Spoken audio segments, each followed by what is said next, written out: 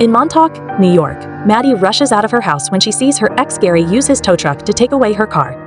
It turns out the vehicle is getting repossessed because she owes property taxes on the home she inherited from her mother, and her sources of income are only bartending and Uber driving. Without the car, there are even fewer chances of paying that debt. Gary is mad at Maddie because she ghosted him, but Maddie still tries to flirt with him and says she's been thinking about him all this time. At first, Gary seems to believe her, but then Maddie's late-night guest comes out of the house too. Maddie tries to pretend he's a cousin, but the guy begins getting affectionate, so Gary leaves with the car. Now Maddie has no choice but to rollerblade to work. On her way there, she sees Gary's tow truck parked nearby while Gary is inside a store getting food. She immediately uses the chance to unfasten her car from the truck and tries to drive away, but she forgets about the extra hook, and now she's stuck there for Gary to see. When he comes out, he lifts the hook and calls the police. Moments later, Maddie is bailed out by a friend and rushes to work. At the bar, a guy tries to ask for a drink minutes before they're properly open, so Maddie ends up arguing with him to the point where the manager scolds her and sends her to do something else. While folding napkins, Maddie rants about her situation to her pregnant friend Sarah and her husband Jim. At that moment, Sarah finds an unusual Craigslist post. 2 helicopter parents are looking for a woman in her early 20s to date their introverted 19-year-old son for the whole summer, and the payment would be a Buick Regal car. Maddie decides to apply even if she's older. The next day, Maddie rollerblades to the family's house, which takes extra effort because she has to make her way up an elevated road and a set of stairs. The Beckers ask some basic questions, and when they learn that Maddie is 32, they hesitate to hire her. However, Maddie quickly makes up a speech, saying that if the ad was still up, is because all the other young girls failed them, so what they need is someone mature enough that will help their son gain experience in dating and guide him to become a proper man. The Beckers like the idea and explain the situation. Their son Percy is a 19-year-old introvert, the socially shy kind that doesn't talk to anyone unless it's online. He doesn't drink, doesn't smoke, and doesn't go to parties. The parents are worried that he is missing out on the teenage experience, and they want him to have fun, learn how to date, and build up his confidence before he goes off to Princeton. Maddie gets the job, but before she leaves, the parents tell her that Percy mustn't know the truth. She must keep it natural to make him feel better about himself. After borrowing Jim's old van, Maddie puts on a seductive dress and shows up at the animal shelter Percy volunteers at, where she specifically asks for his help, while she pretends she wants to adopt a dog. Percy shows her a dog named Milo, while Maddie keeps flirting and throwing lots of innuendo to no avail. Then they go to the office to fill out her application, and Maddie has to drag a small couch to the desk to keep on flirting, but the couch is too low, and she doesn't cause a good impression. She keeps on flirting while Percy asks her questions, which makes him uncomfortable.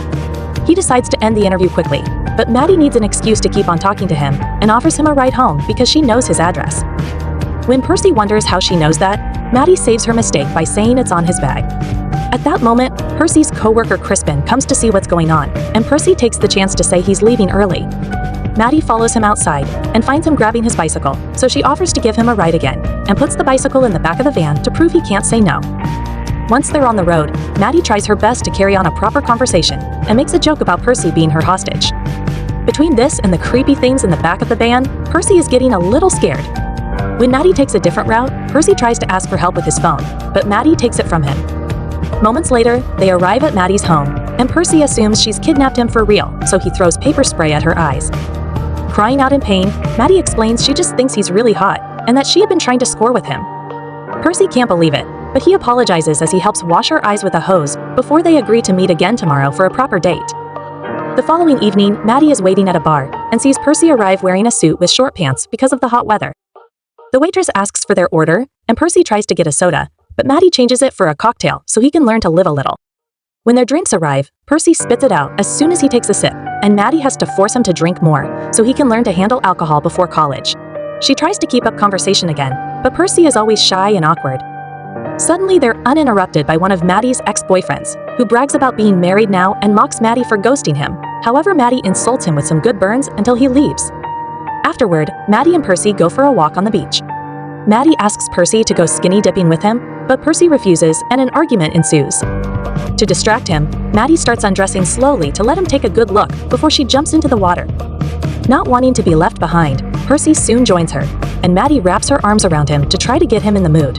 Suddenly, a group of drunk teenagers appear on the beach and make fun of them before stealing their clothes. Maddie yells at them, and when the teens don't listen, she comes out of the water naked to throw sand at their faces and start beating them up. The teens defend themselves, and Maddie gets kicked in her delicate area, but she recovers quickly and body slams a guy, scaring the group into leaving. Then Maddie goes back to Percy, but he disapproves of Maddie's use of violence, which angers Maddie as she points out that it was self-defense and that Percy needs to learn how to stand up for himself. She also tries to get busy with him, but Percy explains he can't do it with strangers. He needs to have a connection first, especially for his first time. Annoyed and frustrated, Maddie leaves the water and dresses up before getting in the car, bringing Percy's things with her. A naked Percy follows her and demands to have his clothes and phone back, but Maddie only gives him his clothes before starting to back off. Desperate, a naked Percy jumps on the hood of her car and keeps asking for his phone, but Maddie doesn't care and begins driving with Percy still on the hood. When they make it to the road, their shenanigans get the attention of the cops, and Maddie worries about potentially losing her license. In order to lose the police, she dangerously drives past the incoming train. Afterward, the duo goes to Maddie's house, where she begins a dance for Percy. When Maddie asks Percy to hit her rear, he doesn't know how and ends up kicking her. Next, the Maddie tries to dance on his lap, but Percy complains about the weight on his thigh, so Maddie switches their positions, moving him like a baby on her lap instead. Then Maddie asks again if he wants to get down to business, and when Percy begins explaining he wants to butt, he's too nervous because of his lack of experience. He suddenly begins feeling itchy. Maddie raises his shirt and discovers he's got a rash caused by his anxiety, but she doesn't judge. She immediately grabs some cream and helps him out. Feeling comforted, Percy opens up about how he dislikes being socially awkward because he's never made friends unless it's online or his former nanny. Maddie returns the favor and tells him how she's lived in this house her whole life to take care of her sick mom. Her dad wasn't around because he had a family in the city, and her mother had only been a fling. After sharing such a sweet moment, they agree to start dating before getting intimate. The next few days, Maddie and Percy begin spending lots of time together. They walk Milo and other dogs from the shelter, play laser tag, and win lots of things at the arcade, where they tease a kid until they get kicked out. They have lots of fun together, and Percy starts becoming more comfortable around Maddie. At the arcade, he spent his tickets on a beer hat for her, and also gets a finger trap that he tricks her into using with him. Maddie freaks out, but Percy is patient and teaches him how to get out of it. They start chatting and they learn more about each other, like the fact neither of them went to their proms. Maddie also tells him that she once wrote to her dad to ask why he wouldn't visit her, but the letter returned unopened. Having this vulnerable moment allows Percy to gather courage and finally kiss Maddie. Afterward, they go for a walk and bump into Percy's former nanny Jody, who turns out to be a middle-aged guy. Jody notices they won a frisbee at the arcade and throws it for Percy to go pick it up. Once Percy is far from them, Jody asks what Maddie's intentions are with Percy, accusing her of wanting the family's money. Maddie says she only wants to date Percy and shuts Jody up by implying he wants the same thing. When Percy returns, Jody and Maddie just pretend to get along for his sake. Sometime later, Maddie hears someone ring the bell at her house and finds a man she doesn't recognize. It turns out they went to school together, and the guy acts as if they were super close, but Maddie barely remembers him.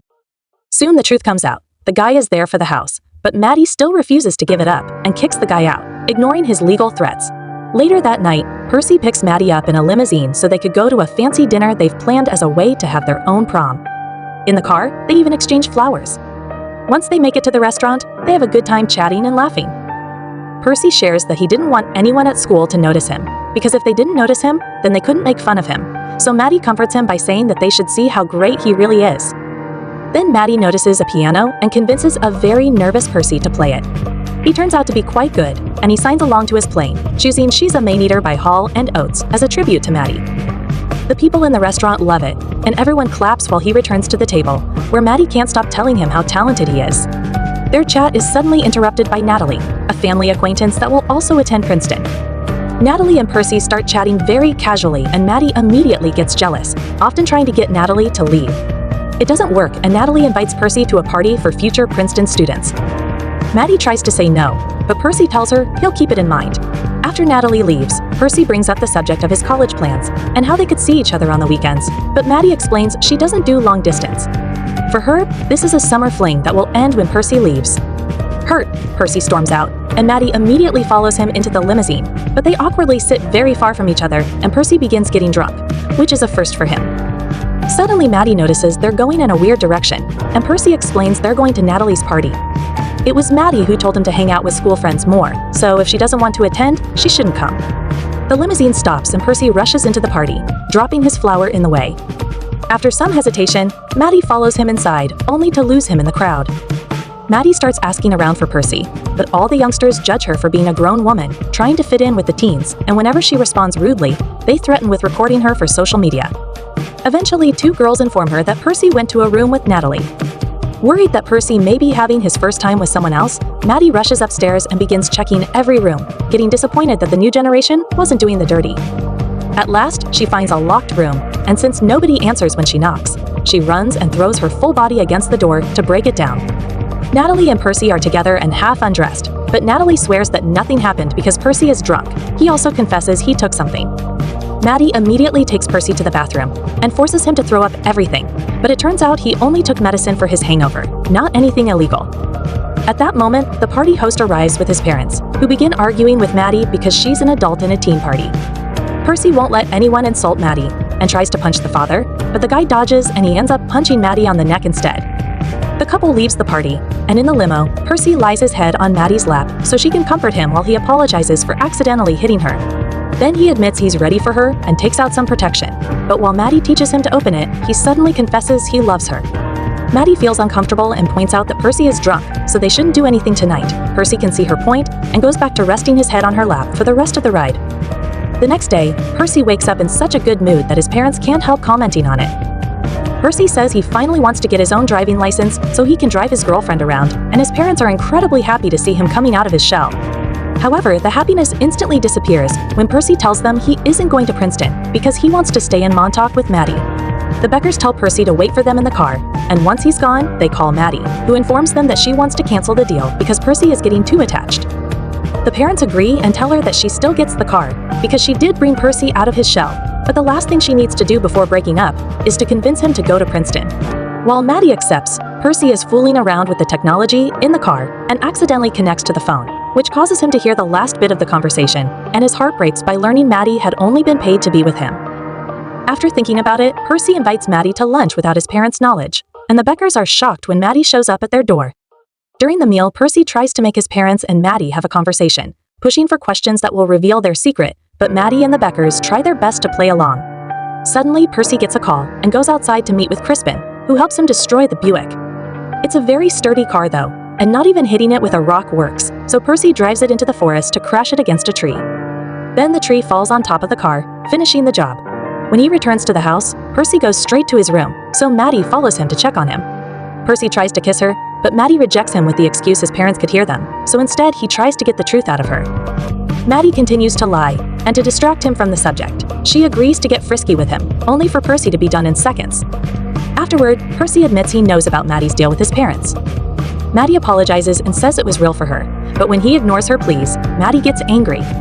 She points out he'll never understand what poor people have to do to survive, but Percy responds by saying she's wasting her life in that house, waiting for her dad to apologize, causing her to leave very upset. Sometime later, Percy confronts his parents and asks them to stop doing everything for him and to let him fail or succeed on his own. The breakup is hard on him though, and he goes back to being an introvert that stays in his room playing video games. Meanwhile, Maddie still receives the damaged car, which she begins using for her Uber driving job. Clients are often wary when they see her arrive, but she forces them into the car anyway. By working hard in the bar and driving, Maddie eventually saves enough money to pay her debts. She goes out to celebrate with Sarah and Jim, who have big news. They are moving to Florida because they can't afford to buy their own place in Montauk. Maddie is shocked that they're leaving, but Sarah tells her that she's even more shocked that Maddie is staying despite how unhappy she seems to be here. To prove she's actually doing well, Maddie takes a guy home, but she suddenly finds herself trying to know him better instead of getting frisky with him because she wants a connection. The guy finds Percy's finger trap and tricks Maddie into using it, but instead of his finger, he uses his banana, so Maddie kicks him out. The next morning, Maddie finds the letter and realizes that she needs to move on. She burns the letter, fixes the car, apologizes to Gary with a hug, and then decides to sell her house, but with a catch. She also wants to apologize to Percy, but he won't answer her messages, so Maddie begins looking for him everywhere.